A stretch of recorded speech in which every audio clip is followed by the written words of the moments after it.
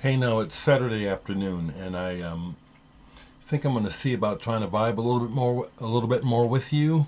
It's the 25th of January, and right away, my recent close call with my car accident just really, again, has me very much focused, even more so on basic thankfulness, and also just kind of like, well, if I feel like doing something, then let's just go ahead and do it because now is the time. And there's an aspect of doing these videos that are a little bit like Dear Diary for me and for many people. We can use the video platform in many different ways.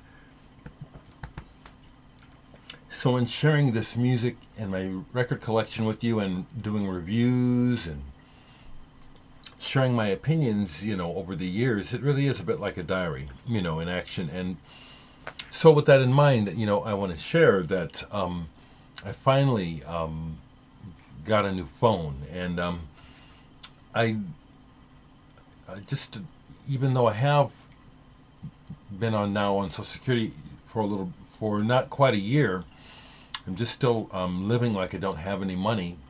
Like I said, save the money to start repairs on the house. Interestingly, the house next to me on the south side of me, where it was a family that had a lot of problems over the years, and they got evicted, and the house was condemned, and someone's bought it, and it looks like it's a young Hispanic couple. They're over there remodeling it now. I mean, they're putting a lot of work into it, and it's kind of like interesting because that's what I plan to do, and I'm watching them do what I plan to do with my house. But that's so. What I'm saying is, I'm still living as though I don't have any money, and I don't go out spending money, and so I wait to get things.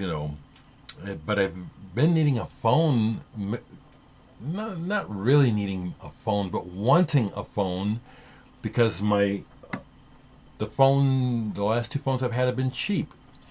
But the one before it would take decent pictures, but this last one that I've had for well over a year, just making do with it, couldn't take a decent picture with it. And then the camera before that, for some reason, very strange, to me. I think it has to do with software. But my computer stopped reading. It stopped reading it. I couldn't transfer pictures, so the old phone was no longer of any use to me. So I bought a new phone, and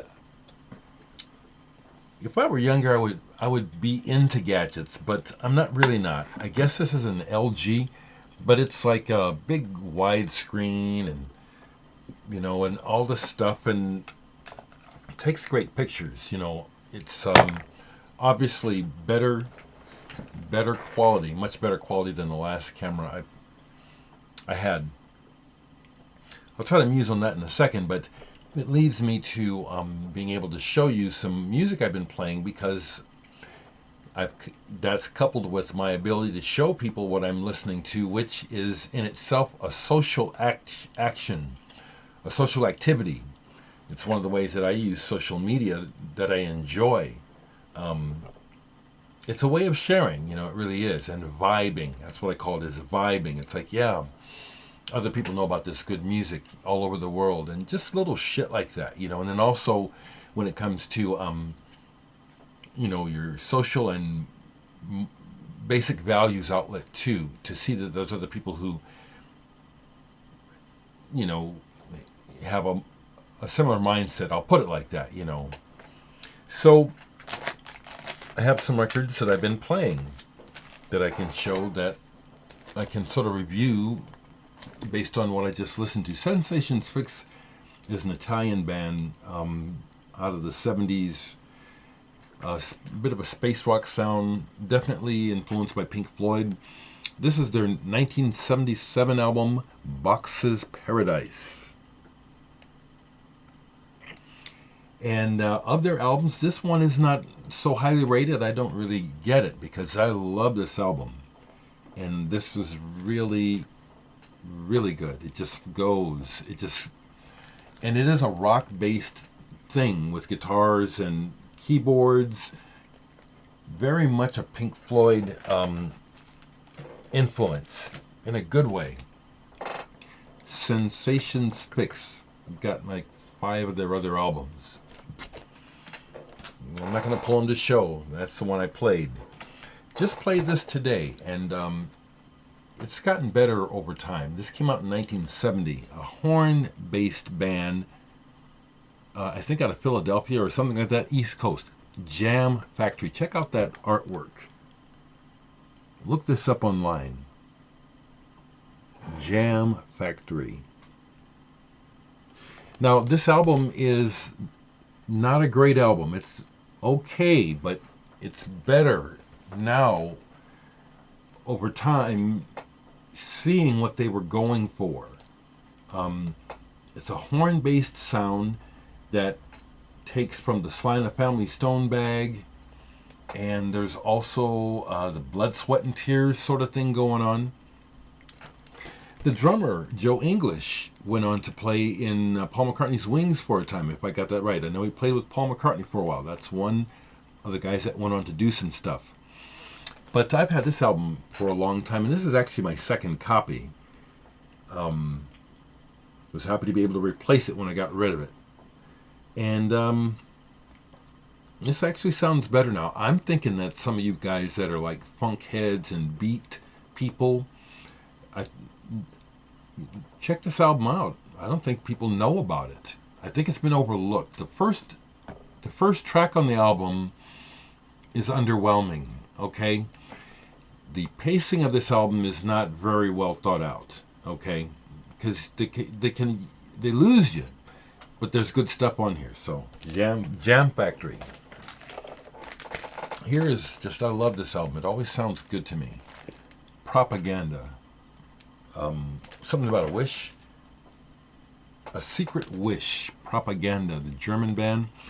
I love this, and I loved it when it came out back in the 80s. When it first came out, I dug the sound.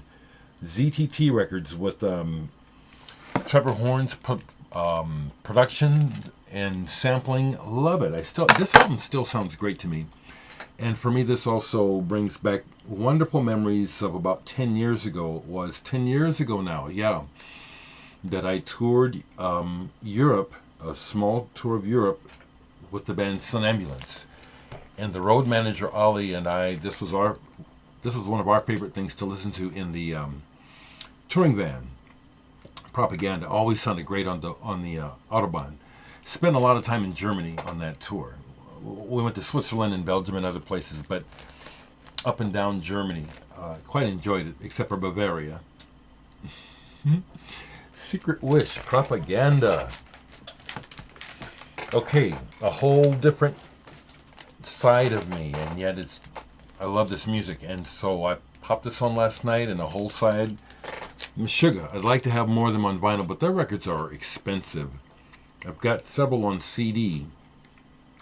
Obzin, I happened to catch this one on vinyl when it came out, so I didn't have to pay $70, $80. Every time I see their albums in the shops when I go traveling, the albums are $70 to $80, and I'm not paying that. But I love this band, and I love how they keep finding ways to keep approaching this math rock, or whatever you want to call it, that they do. This is on red vinyl too. I'm not going to pull it. I do like that cover. They find ways of keeping the music interesting to themselves, and as a result, us listeners. They don't repeat themselves too much. They really do try and find new ways of doing that music. It's really good. Consequently, they have influenced other bands. One of the bands who I don't have anything on vinyl yet, but I've been listening to them online, Car Bomb. Do you guys know about the band Car Bomb? I think they're East Coast, New York. Love it. They're definitely inspired or influenced by Meshuggah, but they've taken it and they're doing their own thing. Really like that. There's a lot of music I don't have to show you that I'm hip to and like. Current in all genres. But I don't have the records to show you. So right quick. I'll show this, but then I'm just a quick aside. So Billie Eilish is one of the modern stars of today's kids. And I like to know what's going on. So I recently, did I tell this already? I don't know if I did. But recently what I decided to do was to listen to one of her hits and just really listen to what's going on with her. What she's doing and why it connects with the youth. I hear it all. But then I decided, okay, they're all talking about how this sound is so cutting edge, which it's not. So I decided, can I use my MIDI setup and reproduce this track? It's one of her huge hits. I can't think of the name of it, but I was able to. And then I didn't sort of discover, but I said, oh, so this is just this rollback of EQ. Well, since no one knows what's going on, that's where this sound is coming from, and it sounds cutting edge. It's just a rollback on EQ, among some other things. I'm not down on them, but I'm just saying. It's so interesting, how even though music and art is accessible, even more so now to people, what people don't know can be sold to them like it's like gold bullion. Was that a diss? No, it's more of just a commentary, because this is just always going on. The salesman who can sell you anything. This is the latest and the greatest when the real deal is over here and you never get to hear about that. Okay, back to music. Pekka Pohjola, I've talked about him quite a bit. Finnish bass player who's been gone for a long time. This is one of his albums, Kat Kavaran Loikarm. I've shown it in the past. A mixture of jazz rock, what you call prog rock, just really good instrumental, sets moods, good compositions, spaces for the musicians to take solos and improvise, and the people don't waste those opportunities. This is a really good album. It came out in 1980. Here's one that when I bought it I was underwhelmed, and last night I played it both sides and I said, yeah, this is one where it's like I just needed to hear it while I'm not distracted. This is really good. Phalanx, In Touch. Yeah, it's a Japanese pressing. I didn't bother to read, well, most of the notes are in Japanese, but it sounds free-flowing more than, say, improvised. It's like there's a basic blueprint of what's happening, but it's got this open-ended feeling to it, and it flows like water. This is really, really beautiful and wonderful. And the players on here, everyone's contribution is notable. I found myself listening to each person within their realm of what they're doing. George Adams on tenor and soprano sax and flute. James Blood Elmer on guitar. Wow. On here, just the colors that he adds, the way that he plays is so non-typical. He doesn't play like anyone. If anyone, well, no, Sonny Chirac comes to mind. They are in a class of their own. Cerrone on bass. Cerrone, he has his own voice, And then Rashid Ali on drums, who is, once again, one of those master musicians who has an approach to drumming and percussion. I have several things with different musicians. It's like, well, you can tell it's Rashid Ali, and you're glad he's playing. Really enjoyed this last night, in spite of the vocals, and just, again, knowing why the vocals are here. Bill Bruford, who originally came to us via the band Yes. Signed by Jeff Berlin, the bass player. I went to a workshop of his many, many years ago and took this. I don't know why I didn't take the other records. Maybe I happened to have this, but for some reason this is the one that I took or had on me to get signed. It was a very useful workshop. Gradually going Tornado with the unknown John Clark on guitar, who replaced Alan Holdsworth and does an admirable job on this album. That's damn good. Composition-wise, this is very good. The first song's vocals are a bit cringe-worthy. I bet you Jeff would agree with me, because you can hear. I can hear what was going on. They were under pressure to keep their recording contract, and so the record label is saying, okay, we need something that we can gear towards radio. We need something that we can think about a single with. Maybe we can edit down. You guys thinking about some vocals. So they put some vocals on a couple of tracks. And again, the forte of these musicians is they're playing and they're composing in the music. So this is a very good album. This album came to me via a VC member, John Dawson, who is friends with Kilby Kennedy. Martin Kennedy with Steve Kilby of the Church. From All India Radio, Martin Kennedy. Inside We Are the Same. He sent this to me when it came out to review. I know I reviewed it favorably, and last night's listen played the whole album because it's really, really fine. Kind of a floaty, spacey take. It's somewhere between, you hear this Pink Floyd bass, but you also hear the pop thing, but it's not pop. I use that word when I'm saying it's melodically accessible. It's like a lot of this music you could find yourself humming to. That's what I find. I really enjoyed this last night. She-gaze, which is a cool title for a song, as opposed to shoegaze. She-gaze caught my attention last night. And this is a Universe opus. Kilby Kennedy. Inside We Are the Same. So, yeah, I really appreciate all the music that's been sent to me over the years. And if there's an apology that I need to make publicly, and hopefully it gets heard by someone who needs it, it's that there have been times that people have sent me music, and due to when it comes to me and my frame of mind or mood or what's going on with me, that it didn't hit me. Not that the music wasn't good, but I missed it.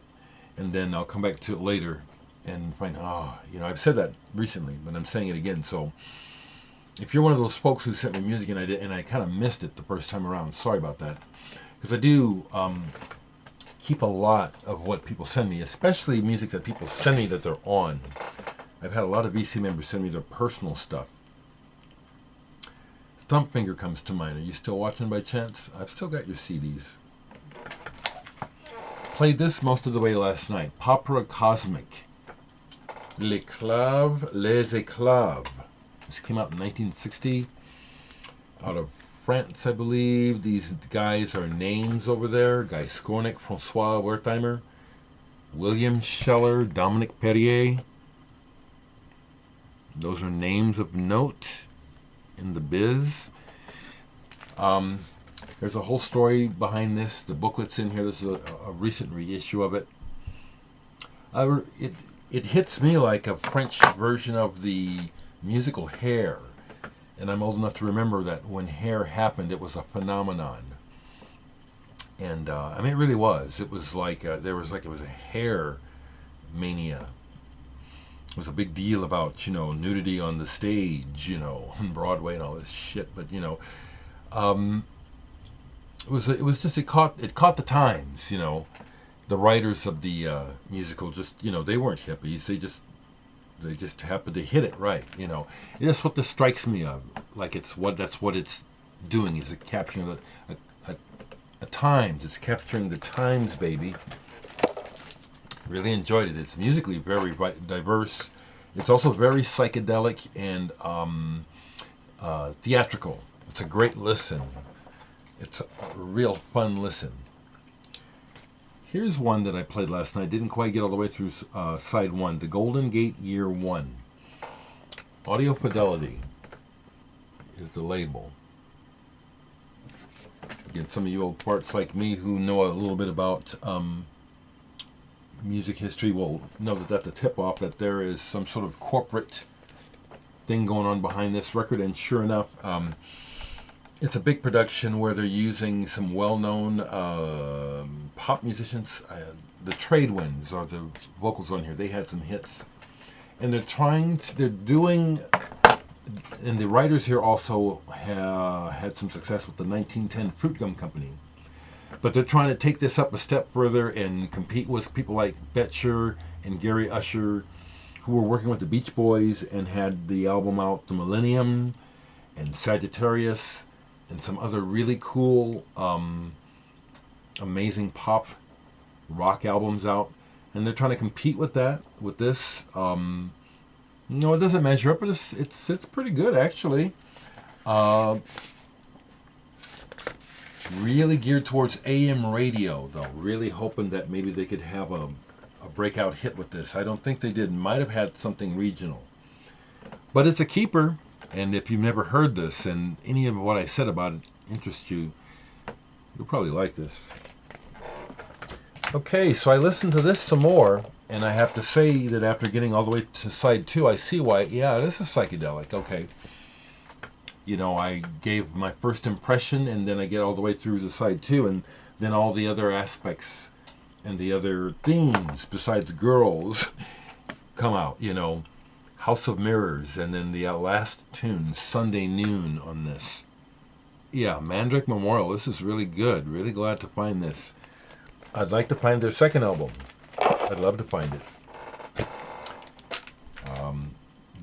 The Amorphous Androgynous with DJ Food. The Electric Hoax. It's like a 12-inch 45 that came out. Somehow I associate this with Record Store Day, but I may be wrong. Maybe because it is a limited edition on this cool looking vinyl. This is great. It's like a mashup, mix-up. No, it's not a mashup. It's more of a mix-up. But then again, there probably is some mashup involved here where there's samples that I just don't recognize. Excuse me. Amorphous Androgynous is another alias for the guys in Future Sound of London, who I love. And this is really good. I played this last night. I'm looking at the time. When I get into the 25 minute, it literally takes my server and the coding of these videos like 3 to 4 hours or longer to upload, which kind of sucks because I like to, you know, I do enjoy watching them back to see how I did, and it is enjoyable to see the incoming comments. And hello everyone. You know, I don't respond to all of you, but hello to all of you. Thanks for being with me. Looks like I'm approaching 20,000 subscribers. I just went past 19.9. I'm really happy that I'm just going to go until I'm done. If this takes a day to upload, it does. You just keep going until I forget, because I keep forgetting stuff. Yesterday, someone had mentioned about, are you ever going to do a live online thing? And yes, I am. I tested the one through YouTube again yesterday, and it's just I don't like what it just seems like. I'm not in any sort of control. Not that I ever am, but I still have to wait to it should be coming up here. I should be able to tell you in about a week what's up with Adult Swim, but that will involve live streaming, and also yeah, that's going to be an opportunity for sure, where I'll be online live. I'll tell you that much. It's coming up in February. I thought it was happening this month. Originally it was going to be this weekend actually, but it's coming up it's coming up. But I tried that, and it just, you know. And something else just slipped my mind. See, that's why I'll just like kind of go till I go. But yeah, I will make one social comment. You know, I have been listening in as long as I can stand to. First the Dems, and now we have the Repubs. And both sides, the whole thing to me is just, I'm so disappointed with where things are at. It's just, I'm so disappointed, that the naked power grab, that's all it's about, is we have the advantage, we have the power, we're going to keep it. It's a great big fuck you to the average citizen. And it's just so flabbergasting that people who are backing these people, these greedy bastards, are destroying the people. They don't see it. They don't represent these dumbasses. I was just recently, again, like I said, I have great friends, and had a great conversation with my friend the other day about white privilege. He's white, and he'll admit it, and that's one of the big deals. It's not, for me, from my perspective, by bringing this up, it's not about me bringing up racism from my end and hate. That's not it.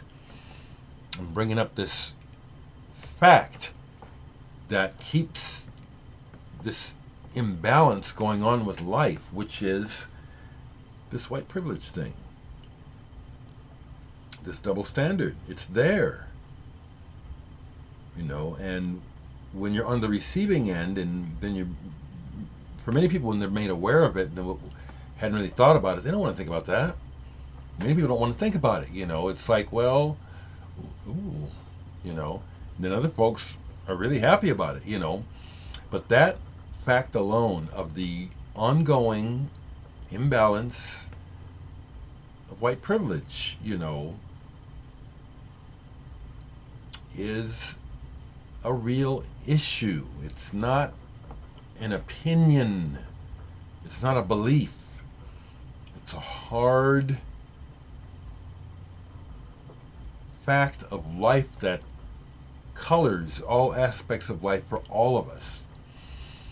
And it's part of why the insanity of this impeachment, and also partisan politics, to me, is just so transparent. It's like there is no justification or rationalizing that this is somehow good.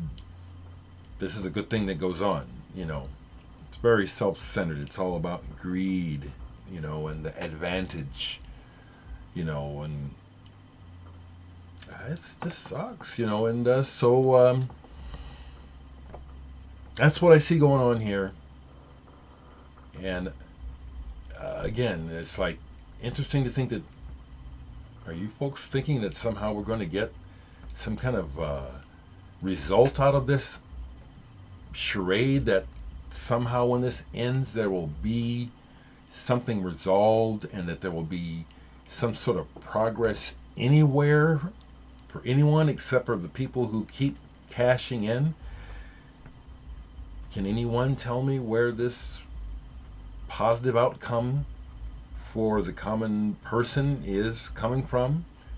We're not talking about delusions. We're not talking about fixing the numbers. Just look at the numbers. That's total bullshit. I'm talking about real. Can you show me where this is coming from? I'm looking for it. I want it, I don't see it. That's why I always be calling this shit out, and just saying, this is madness, the rationalization and the bullshit, that people say, hooray for my side, and this is, you don't even have a good reason. It's just hooray for my side, because we're winning. See what I'm saying? Okay, that's enough of me today, right? Let's see how long it takes this video to upload.